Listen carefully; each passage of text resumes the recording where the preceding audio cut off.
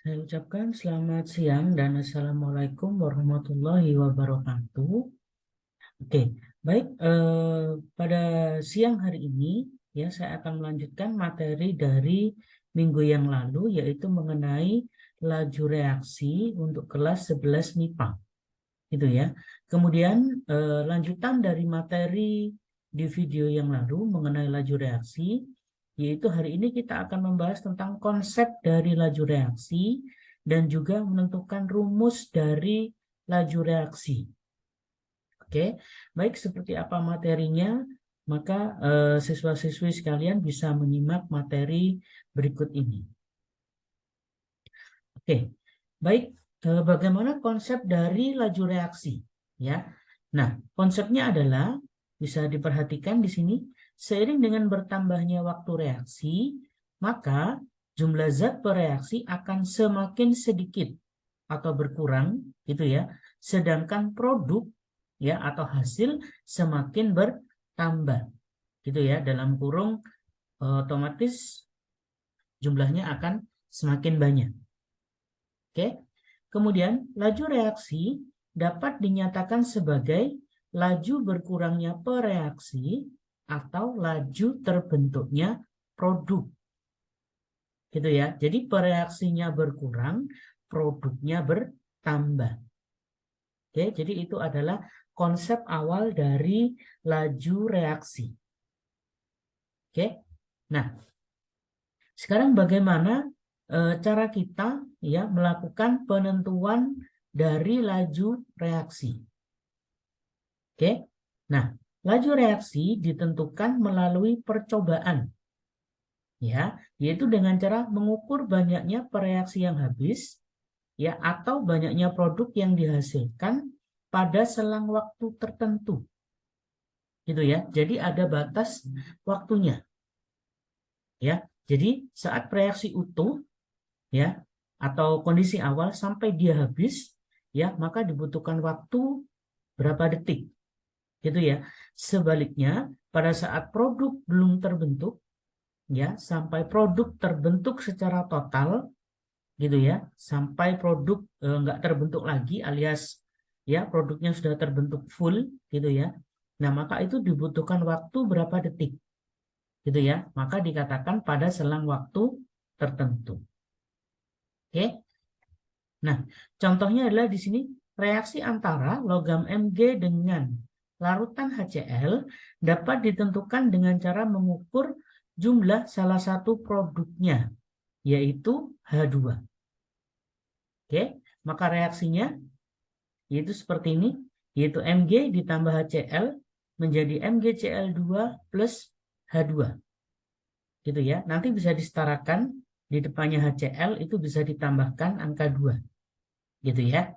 Nah, maka nanti yang kita cek ya, yang kita hitung yaitu mungkin berkurangnya Mg atau berkurangnya HCl itu bisa gitu ya. Atau kita bisa mengukur banyaknya H2 yang terbentuk ya atau banyaknya MgCl2. Gitu ya. Jadi berdasarkan konsepnya tadi dikatakan laju reaksi yaitu berkurangnya yang sebelah kiri atau pereaksi gitu ya, atau guru di sekolah bilangnya reaktan ya, sama saja. Kemudian bertambahnya produk itu yang sebelah kanan, tentu dalam ya atau pada selang waktu tertentu ya. Kalau ada kata seperti ini pada selang waktu tertentu berarti persatuan waktu gitu ya. Sehingga saya ulang kembali, jadi konsep laju reaksi yaitu berkurangnya ya, yaitu jumlah pereaksi atau reaktan per satuan waktu. Jadi kalau sebelah kiri berkurang, kalau sebelah kanan yaitu bertambahnya produk ya atau hasil per satuan waktu. Oke? Nah, sekarang berikutnya, maka berdasarkan konsep yang tadi ya, maka rumus laju berdasarkan konsep. Ya, misalkan reaksinya seperti ini, ada reaksi ya, M ini adalah koefisien ya, R adalah reaktan ya, menjadi P yaitu produk maksudnya, kemudian koefisiennya N. Oke. Nah, maka rumus lajunya yang pertama yaitu ya negatif ya 1/M. Jadi M ini adalah koefisien dari reaktan, ya, maka koefisien dia jadi sepernya. Oke, segitiga itu maksudnya perubahan. Ya, R adalah reaktannya tadi. Ya, jadi karena R ini letaknya sebelah kiri, maka tandanya negatif. Gitu ya. Jadi perubahan konsentrasi reaktan per satuan waktu. Gitu ya. Ini rumus dasar pertama. Rumus yang kedua yaitu sama seperti yang di atas, cuma karena ini P yaitu produk dan letaknya di sebelah kanan, maka perhatikan lambangnya plus. Kemudian koefisiennya menjadi sepernya. Gitu ya. Berarti perubahan konsentrasi P atau produk per perubahan waktu.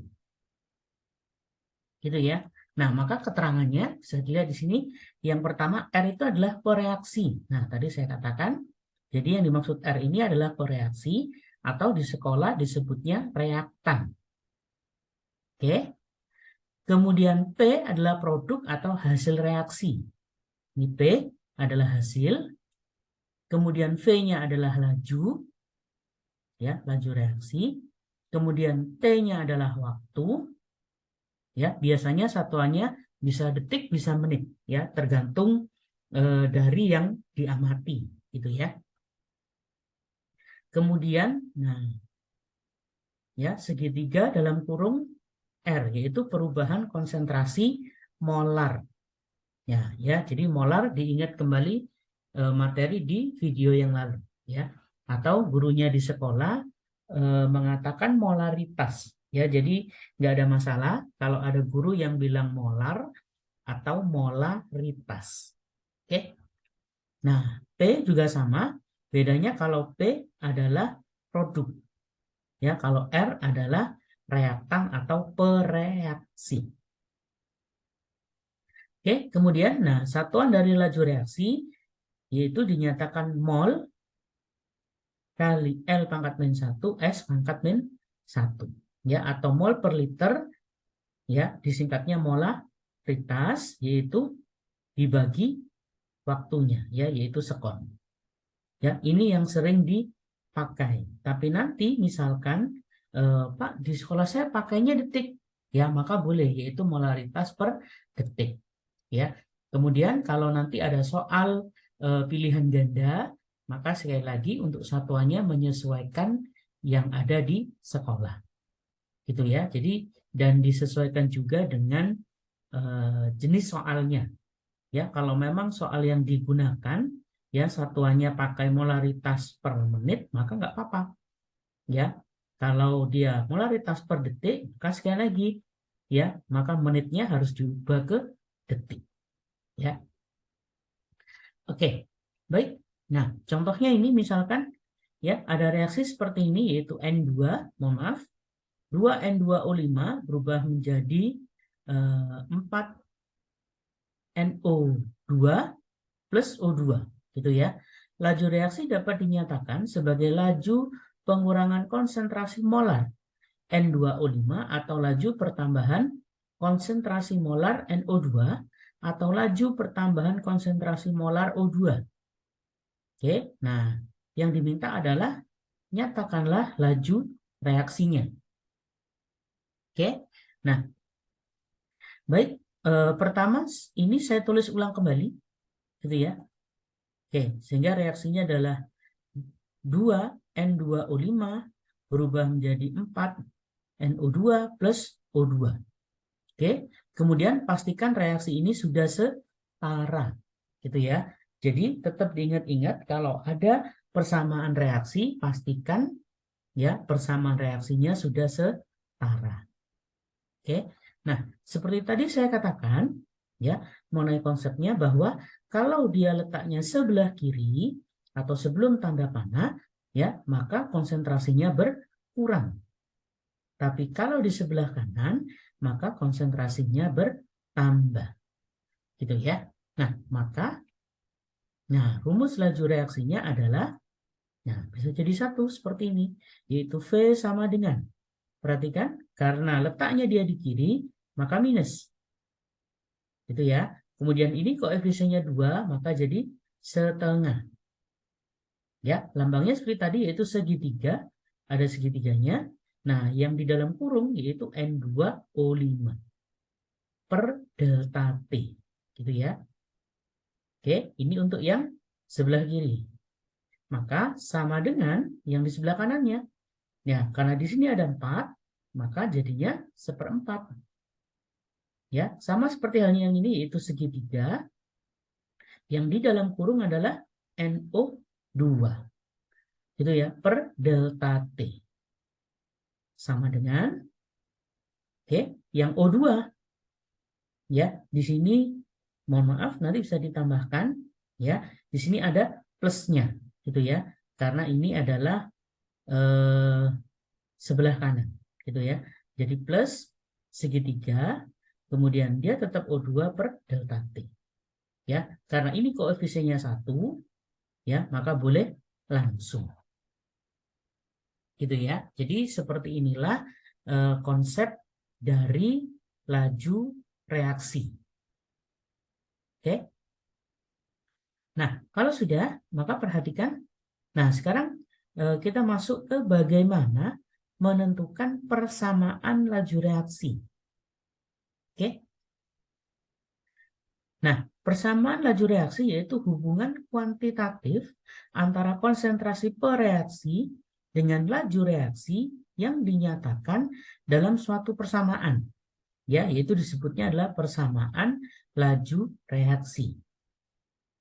Oke, kemudian misalkan reaksinya seperti ini, ya, yaitu M zat A ditambah N-nya zat B menjadi C plus D. Ya, di mana M, N, P, dan Q adalah koefisien saja agar mereka setara. Gitu ya. Nah, maka dari sini, maka persamaan laju reaksinya bagaimana? Oke, di sini, nah V sama dengan K kali konsentrasi A, kita ambil yang sebelah kiri saja, dipangkatkan X kali konsentrasi B dipangkatkan dengan Y. Gitu ya. Jadi yang ada di dalam kurung itu nanti kalian ambil zat yang ada di sebelah kiri saja. Kanannya nggak usah. Gitu ya. Nah, ini penjelasannya seperti berikut. Di mana K adalah tetapan jenis reaksi. Jadi ada nilainya nanti. Gitu ya. Kemudian apa itu X-nya? Berpangkat X.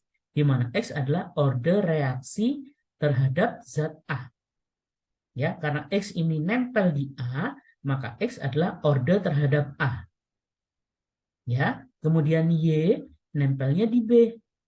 Ya, maka Y adalah order reaksi terhadap B.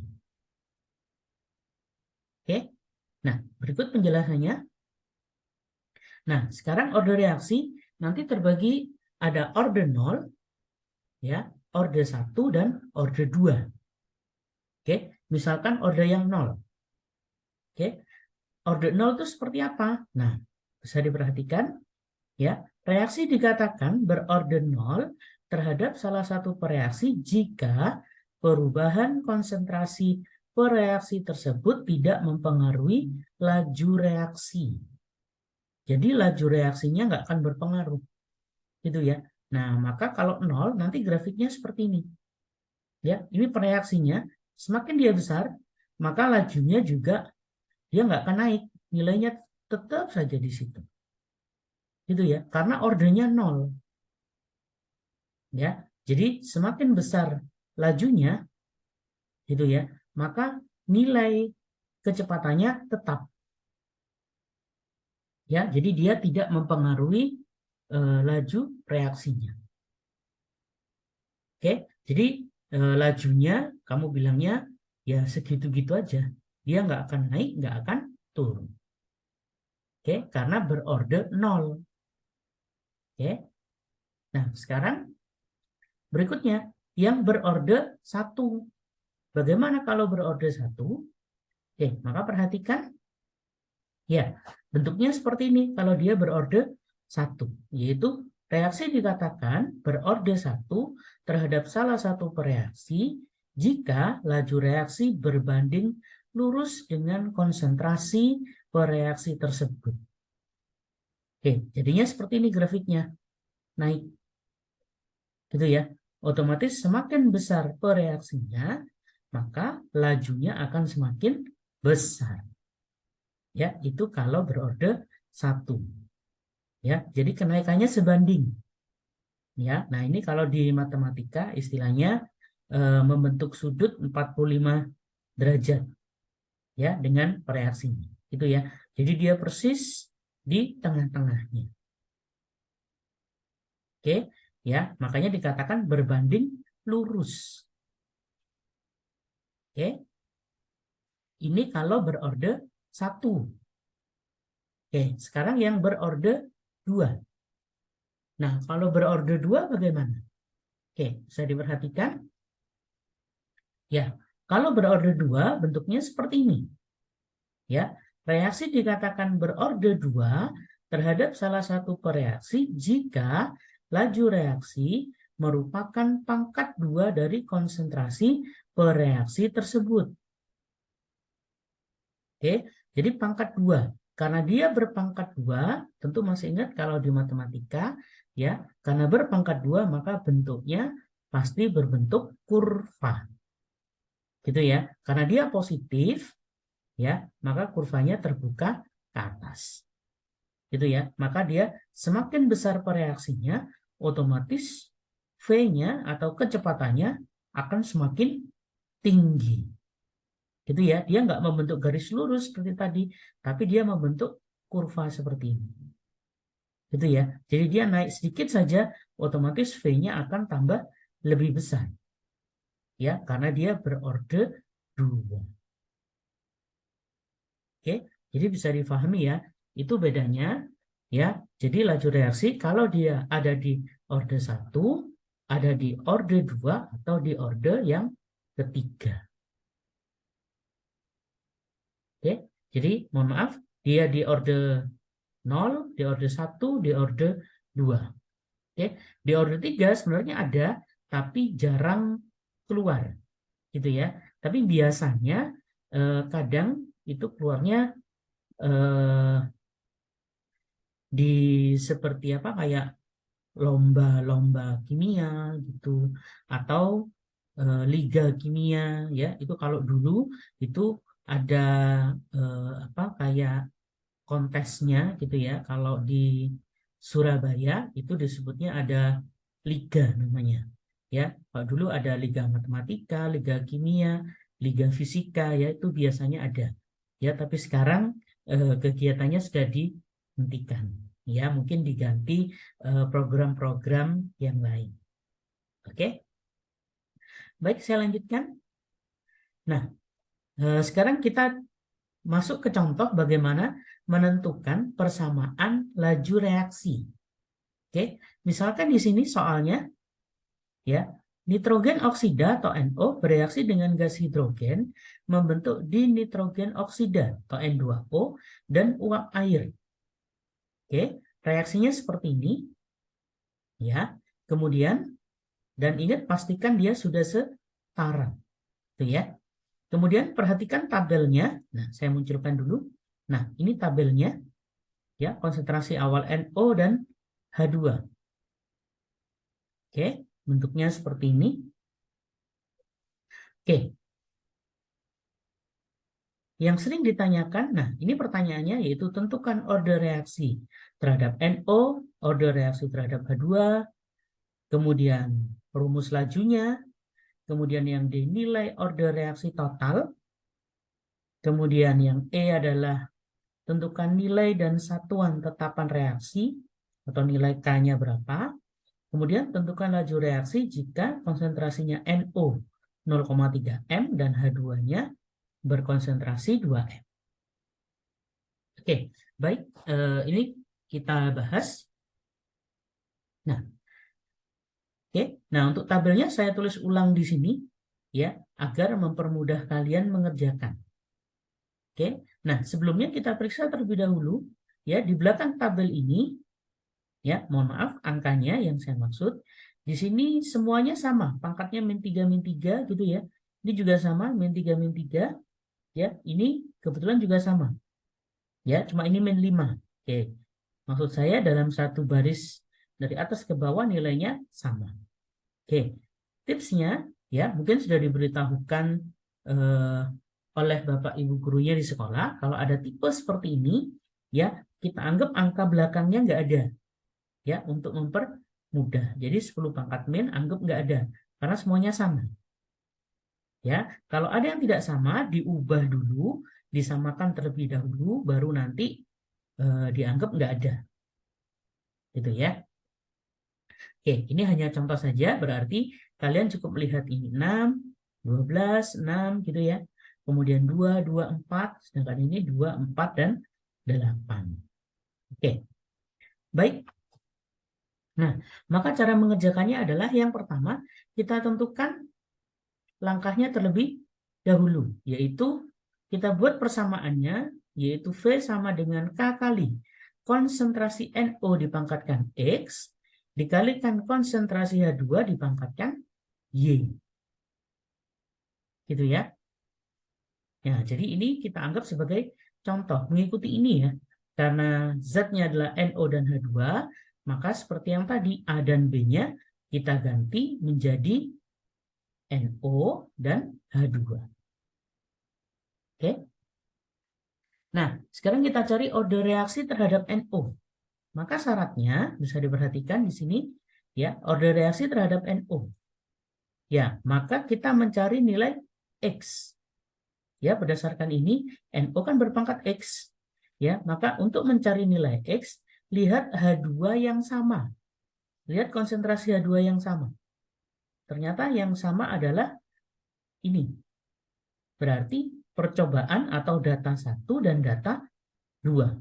Gitu ya. Nah, ini yang sama. Oke, kalau sudah tipsnya yang sama jangan ditulis. Yang ditulis sebelahnya, yaitu NO-nya. Paham ya? Jadi ini hanya untuk mempermudah saja. Ya, saya ulangi, diingat-ingat kembali, untuk mencari nilai X, ya, karena X itu adalah order miliknya NO, maka kalian lihat H2 yang sama. Ya, oh ini Pak, H2 yang sama, ada di data 1 dan 2. Oke, kalau sudah, ingat yang sama nggak usah ditulis, yang ditulis sebelahnya. Gitu ya, maka di sini saya tuliskan, nah, NO pada data 1 dibagi NO pada data 2, ya, lalu dipangkatkan X. Sama dengan V pada data 1 dibagi V pada data 2. Jadi mengikuti. Oke, paham ya? Nah, kalau sudah, maka NO di data 1 kita tulis angkanya. Oke. Ya, NO pada data 1 yaitu kita ambil yaitu 6. Di data 2-nya adalah 12, maka 6/12, ya, lalu berpangkat X. Sama dengan V-nya, data 1 dan data 2. Berarti 2/4. Oke, jadinya seperti ini. Oke, bisa difahami ya. Nah, maka dari sini tentu masih ingat bahwa 6/12 adalah setengah. 2/4 juga setengah. Ya, berarti setengah, pangkat berapa hasilnya juga setengah. Gitu ya. Nah, maka dengan demikian X-nya bernilai 1. Oke. Nah, sekarang poin yang B, nah, kita mencari ordernya H2. Berarti mencari Y dari sini. Oke. Maka kebalikan dari ini. Nah, untuk mencari Y, karena Y itu menempel di H2, maka kebalikannya, lihat NO yang sama. Oke. Nah, NO yang sama ternyata ada di data 1 dan 3. Nah, seperti tadi kebalikannya, yang sama nggak usah ditulis. Yang ditulis sebelahnya. Gitu ya. Nah, maka di sini saya tuliskan, nah, H2 pada data 1 ya dibagi H2 pada data yang ketiga. Ya, kemudian dipangkatkan dengan Y yang ada di sini sama dengan V pada data 1 dibagi V pada data 3. Sehingga, oke, saya lanjutkan. Ya, yaitu 2/4, yaitu dari sini. Ya, data satunya itu 2, data 3-nya yaitu 4, 2/4. Sama dengan ini dan ini, 2/8. Oke, nah 2/4 itu kan setengah, sedangkan 2/8 adalah 1/4. Oke, maka setengah pangkat berapa supaya jadi 1/4? Ya, maka Y-nya berpangkat 2. Oke, bisa difahami ya dari sini ya. Nah, kalau sudah, maka yang C persamaan lajunya seperti apa? Nah, ini kita lengkapi yang kita tulis di awal tadi.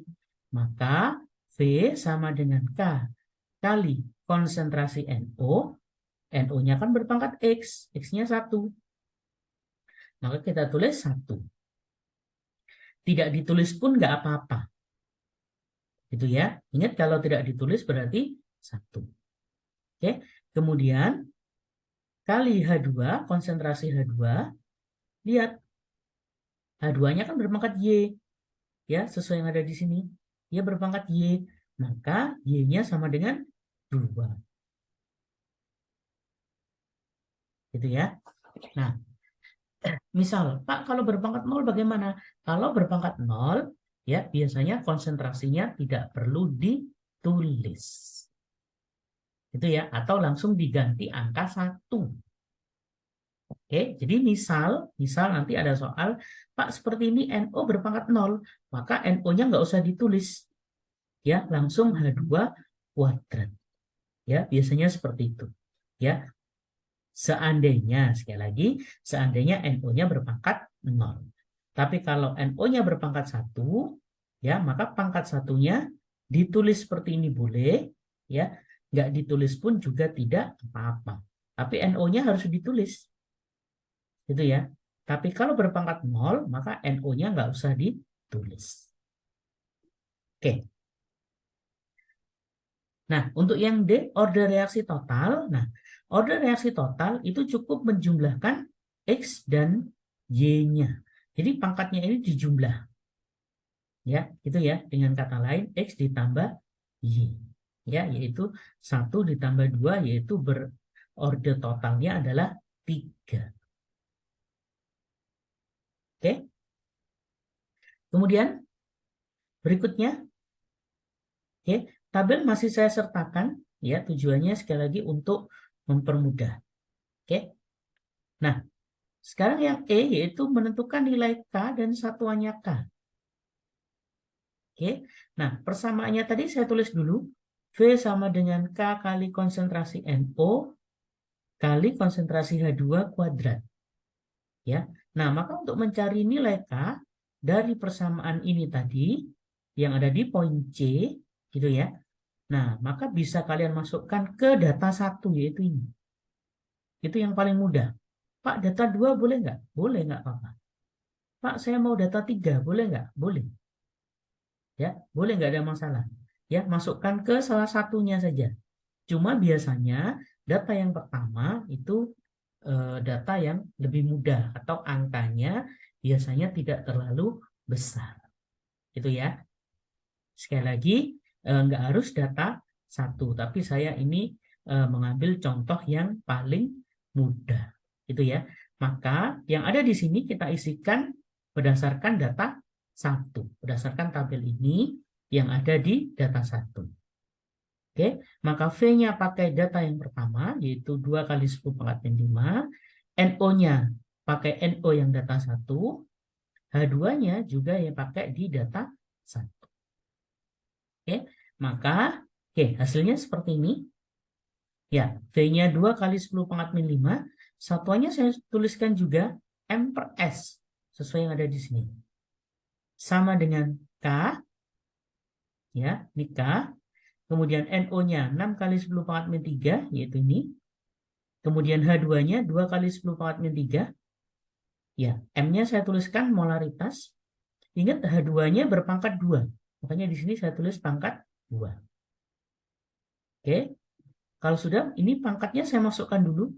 Sehingga yang ini tetap. Ya, jadi 2 pangkat 2 jadinya 4. Ya, bisa diperhatikan di sini min 3 dikuadratkan jadi min 6. Kemudian M-nya yaitu kuadrat. Awas. Nah, kalau sudah, maka nilai K-nya, ya, yang ini tetap 2 kali 10 pangkat min 5 M per S. Ya, yang bagian bawah, ini saya kalikan. Kan dibagi ini ya. Maka 6 kali 4, yaitu 24. Kemudian pangkat min 3 dengan pangkat min 6, jadinya pangkat min 9. Kemudian M, ini dengan M kuadrat. Jadinya M berpangkat 3. Oke, paham ya dari sini ya? Nah, kalau sudah, maka saya ubah bentuknya seperti ini. Bisa diperhatikan, 2 dibagi 24 jadinya itu 12. Ya, atau 2-nya saya tulisnya 1. Ya, dibagi 2 dapatnya 1, dibagi 2 dapatnya 12.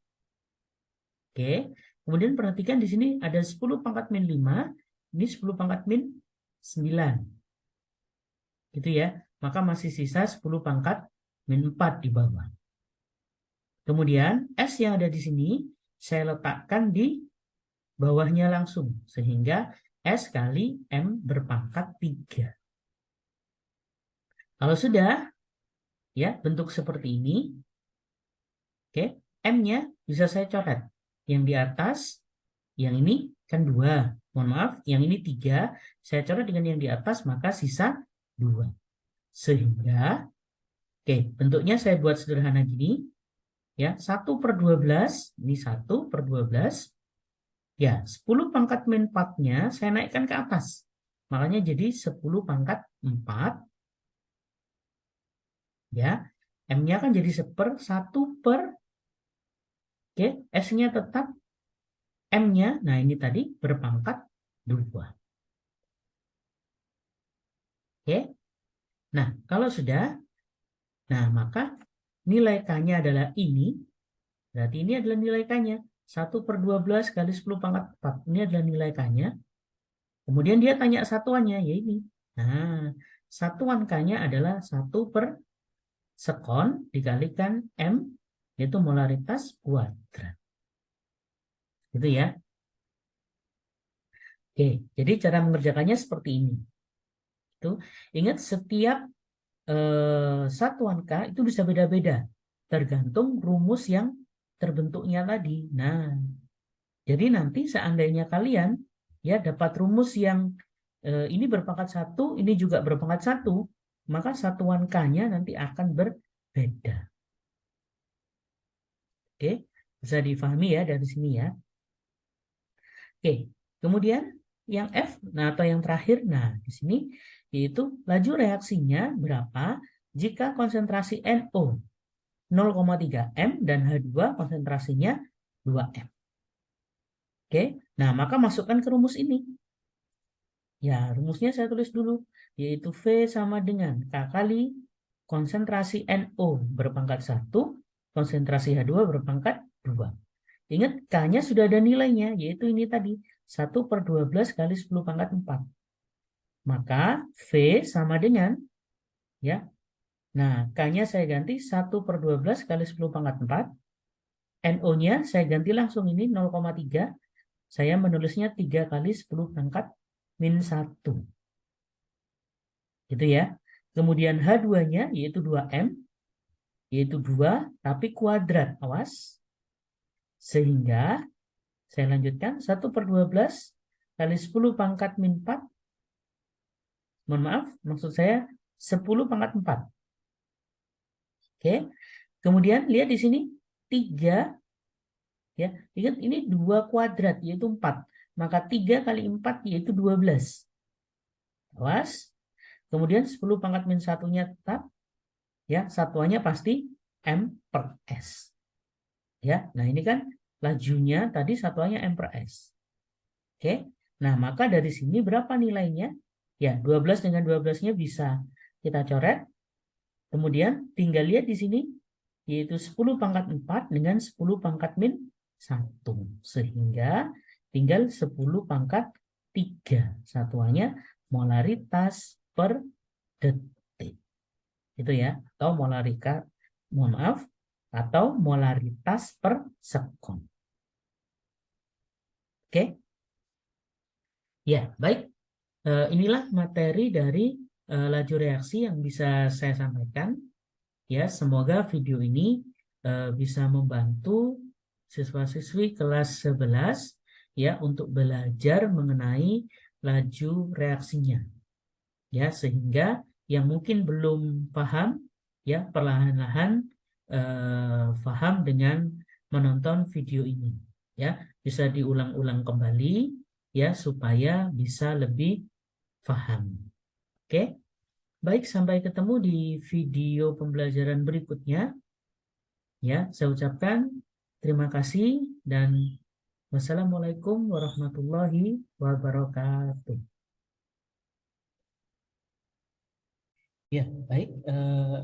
Inilah yang bisa saya share untuk siswa-siswi sekalian. Ya, jadi bisa di-share ke teman-teman yang lain ya jika bermanfaat dan agar dapat membantu teman yang lainnya gitu ya, dan bisa di-subscribe untuk mendapatkan update videonya di tiap minggunya gitu ya. Dan bagi yang menonton channel ini silahkan beri komentar yang positif di channel ini ya.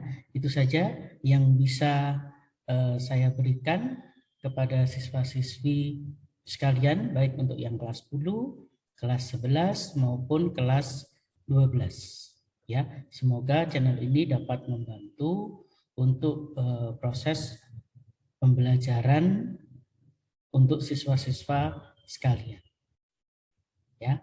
Baik, terima kasih atas waktunya. Assalamualaikum warahmatullahi wabarakatuh.